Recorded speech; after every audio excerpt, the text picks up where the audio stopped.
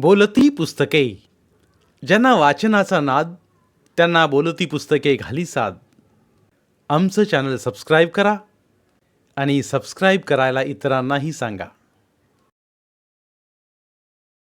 नमस्कार श्रोते मित्र हो, बोलती पुस्तके सादर करीत आहे लेखक श्री वासुदेव पाटील लिखित कादंबरी खदान. प्रकरण पहिले. आयुष्य एक खदान आहे, ज्यात पोटासाठी माणूस खोदत राहतो व खोल खोल उतरत राहतो. हा कर्कश आवाज करणारा पंखा, या सूत्रांनी, नियमांनी व टेबल्सनी रंगलेल्या भिंती, पुस्तकांचा व नोट्सचा ढीग, पिवळा रोगट प्रकाश आणि नाकाला सवय झालेला तरी जाणवत राहणारा वास. काटकर पडल्या पडल्या खदानीत उतरत चाललाय.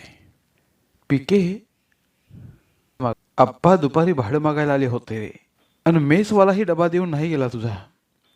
पैशाचं बोलला तो. मेटेचं बोलणं या वासात व कर्कश आवाजातही कानात मनात गर फिरतय.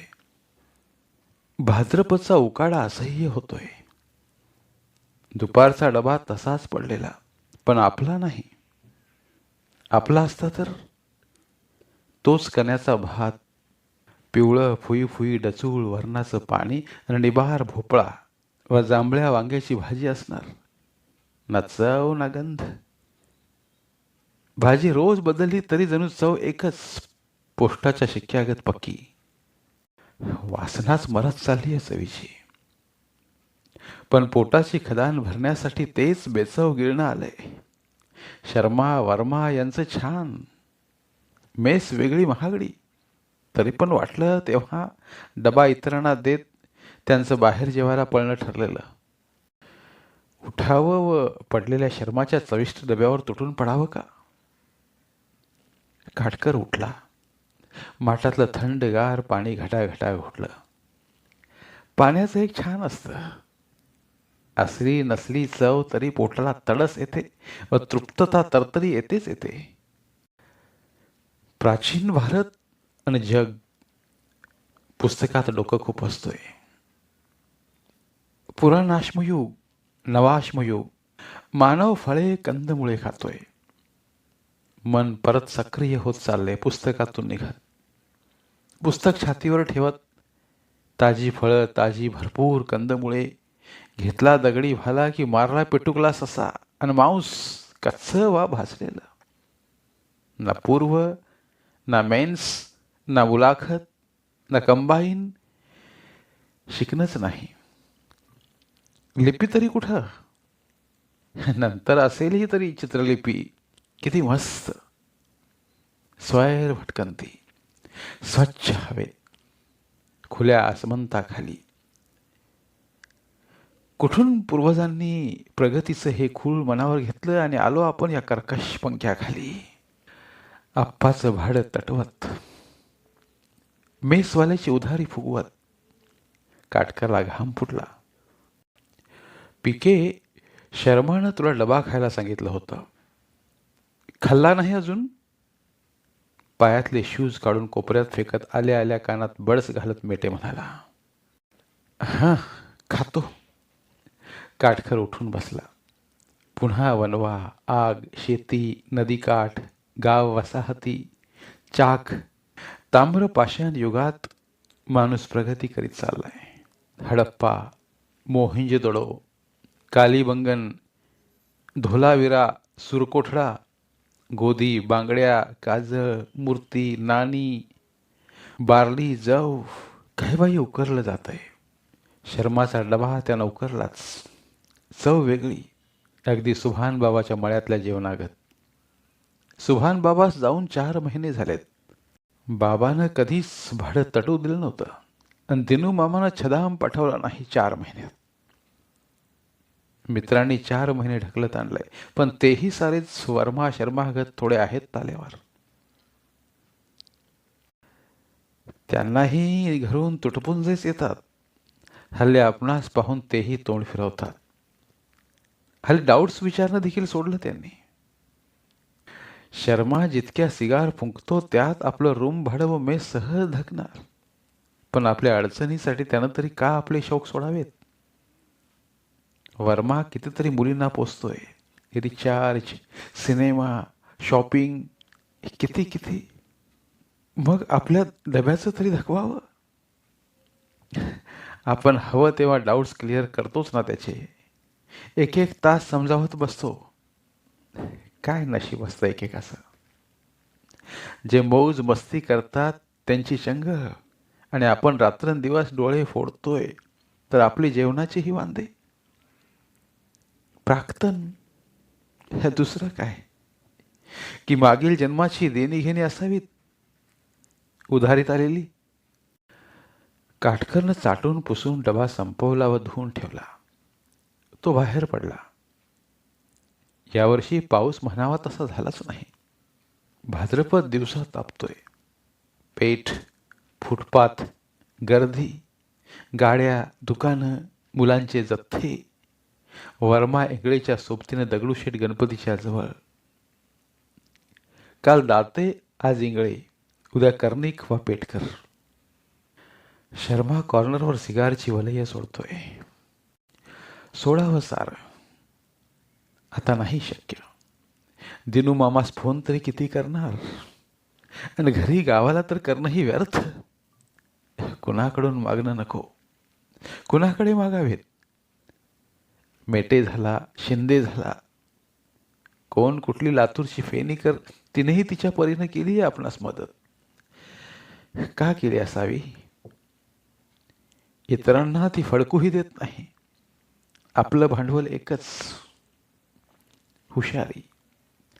तीच हुशारी शाबूत करण्यासाठी आपण इथं जीवाचं रान करतोय. पण हे दृष्टचक्र आहे. पहिलीच धडक थेट मुलाखत, पण सापशिरी वाईट. थेट वरून खदानीच्या तळाशी. पुन्हा शून्याकडून सुरुवात. सुभान बाबा 4-8 दिवसातून बोलायचे म्हणजे बोलायचे. पैसे जपून वापर, अभ्यास नेटानं सुरू ठेव, तरी पाठवत राहायचे. दगडू शेठकडून वळसा घालत तो परतला. परततानाच त्यानं वाठोरला आत्याला फोन घुमवला. आत्या. बोल परशा, कसा आहेस? आत्या, मामाला सांग ना, मेस रूम भाडं सारं सारं तटले. प्रशांत काकुलतीला येत थेट बोला. परश्या, बाबा गेल्यापासून यांचं वागणंच बदललंय रे. तुला पुण्याला जायला मना करूनही तू गेलास, आणि हे बिथरल्यागत करताहेत. याला आता मी छदामही देणार नाही. यानं खुशाल खुर्दळायला निघावं. एवढी एकच अट लावतात बघ. आता मी तरी काय करू रे? आत्याची कालवा कालव स्पष्ट जाणवत होती. तो रूमवर परतला. काटकर, यूट्यूबवरील तुझ्या त्या लिंकवरील लेक्चरनं अक्षरशः धुमाकूळ घातलाय का? तू बाहेर निघालास आणि तो क्लासवाला जगताप आला होता. तुला तो बोलवतोय ऑनलाईन लेक्चर देण्यासाठी.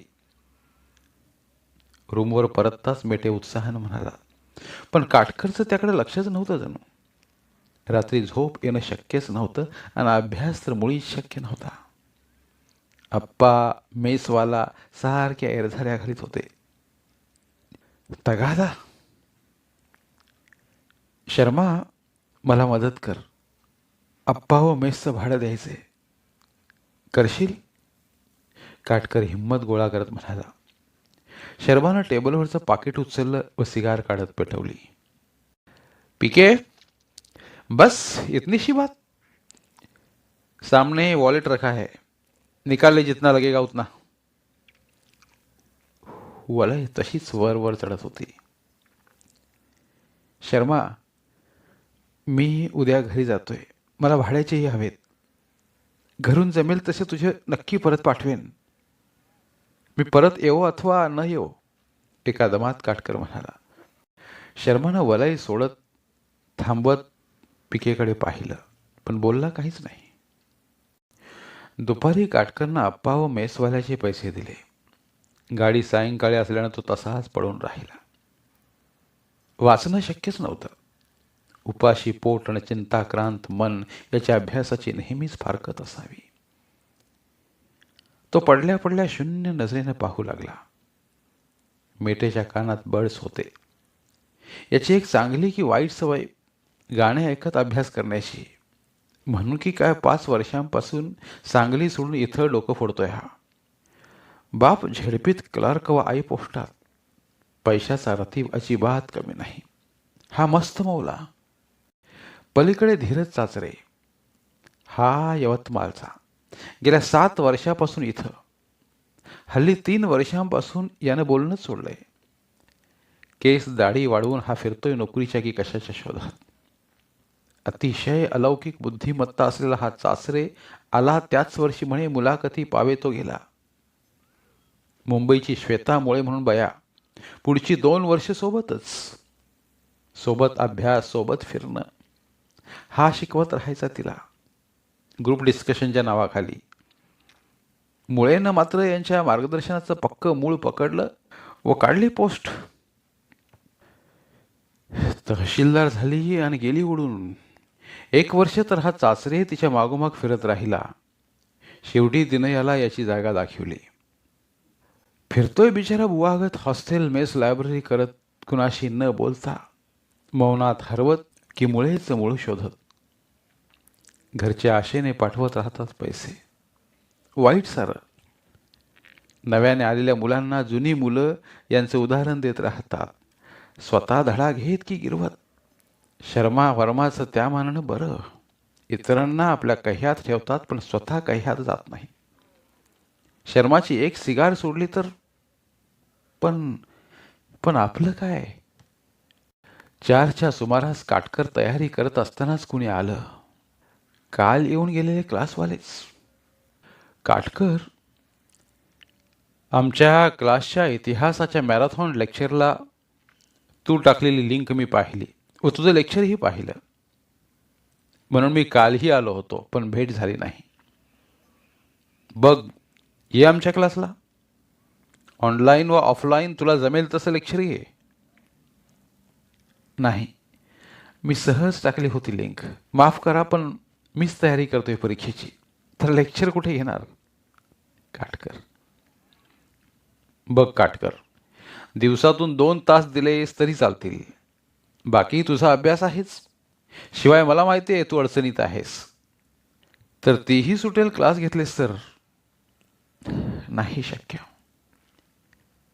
तसंही मी आजच गावाला जातोय.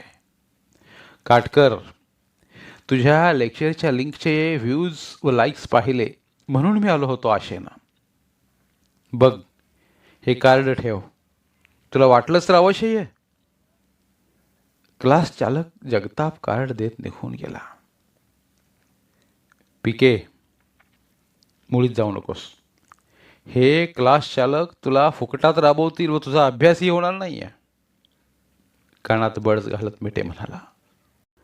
काटकर लक्झरी स्टँडकडे निघायची तयारी करू लागला. त्याला वाठोरला जात दिनू मामाची भेट घेणं महत्त्वाचं वाटत होतं. नंतर अभ्यास व क्लास. लक्झरीला बराच अवकाश होता. तो कालचाच शर्माचा डबा खाल्लेला होता. आज मेसवाल्याचे पैसे दिले तरी मेसवाल्यानं उद्या डबा पाठवतो असं बोलला आणि तो तसाच माघारी आला होता. आजच्या जेवणाचं काय हा विचार न करता. म्हणून आता पोटात कालवा कालव होत होती. त्यानं पोटात पाणी ढकललं व मोकळ्या लक्झरीत येऊन बसला. 7:30च्या सुमारास लक्झरी निघाली. आता लक्झरी पूर्ण भरली म्हणून तो केबिनमध्ये बसला. रात्री 11च्या सुमारास एका हॉटेलला लक्झरी थांबली. क्लीनरनं, गाडी थांबेल बराच वेळ, कुणा जेवण नाश्ता करायचा असल्यास उतरा म्हणून जोरात फरमावलं. काटकरच्या नाकात फोडणीचा वास घुमला. तेलकट वासासोबत जिभेला पाणी सुटलं. सारे उतरल्यावर तो हळूच उतरला. खिशात धुळ्याहून वाठोरला जाण्याचं भाडं तेवढंच शिल्लक. त्याने हॉटेलच्या उजेडात पुन्हा मोजून खात्री केली. नाश्ता काय तर चहा पण होणार नाही हे पाहून तो पुढे जाऊन पुन्हा घटाघटा पाणी प्यायला व तसाच माघारी आला. येताना टेबलावर कुठं जेवण, कुठं नाश्ता, कुठं चहा बिस्किट, कुठं दाल खिचडी, क्रिस्पी कॉर्न. मंचाऊ सूप दिसत होतं. पाणी प्यायल्यानं केबिनमध्ये क्लिनरच्या सीटवर त्या झोप दाटू लागली. पहाटे तो धुळ्याला उतरला व तिथून बस स्थानकावर आला. बसला अजून अवकाश होता. पुण्याला रुसलेला पाऊस इकडं मात्र चिक्कार बरसत होता. 8च्या गाडीनं तो वाठूरकडे निघाला. पांजरा थडी लागली आणि तो आजूबाजूला रित्या पोटानं पाहू लागला. रितं पोट, रिता खिसा, रिता हात. आपलं खदानीतल्या आयुष्यातील रितं पण याच पांजरा थडीनं जणू भरण्याचा प्रयत्न केला आहे. पण बहुतेक आपलं नशीबच रितं असावं. भरण्याचं नावच घेत नाही. 7-8 वर्षाचं असू आपण तेव्हापासून आत्या हीच आपली आई आणि आत्याचा सासरा सुभान बाबा हाच आपला बाबा. दिनू मामा तसा वृक्षच, ना माया ना द्वेष. मराठी शाळेतून हायस्कुलात आणि तिथून कॉलेजात जाण्याआधीच मळ्यात राबू लागलो. तसा दिनू मामाही ओलावा पाझरवू लागला. कॉलेज व नंतर BEd. पण या काळात आई वडील गाव जणू कुठं हरवलं ते शोधलंच नाही. 3-3, 4-4 वर्षे खोरदळला जाणं नाहीच. वाठोर हेच आपलं गाव. मागच्या वेळी आलो तेव्हाही रीतच आलो. आपण आपल्या सुभान बाबास गमावत आणि आत्ताही रीतच. नोकरीची आस गमावत जणू. रित्या हातानं, रित्या खिशानं, रित्या पोटानं. धन्यवाद. उर्वरित कादंबरी पुढील भागात.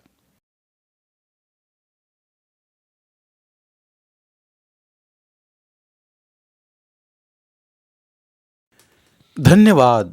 प्रिय श्रोते मित्र हो, आपल्यासाठी एक आवाहन. आमच्या चॅनलच्या प्लेलिस्ट विभागात तुमच्यासाठी शेकडो कादंबऱ्यांचे ऑडिओ बुक्स उपलब्ध आहेत. तिथे प्रत्येक कादंबरीचे सर्व भाग एकत्रित मिळतील. त्यामुळे सध्या सुरू असलेल्या क्रमशः कादंबरीच्या पुढील भागासाठी वाट पाहण्याची गरज नाही. तुमच्या वेळेनुसार तुम्ही संपूर्ण कादंबरी सलगपणे ऐकू शकतात आणि साहित्याचा आस्वाद घेऊ शकता. कृपया आमच्या चॅनलच्या होमपेजवर जाऊन प्लेलिस्ट चेक करा आणि तुमची आवडती कादंबरी निवडा. धन्यवाद.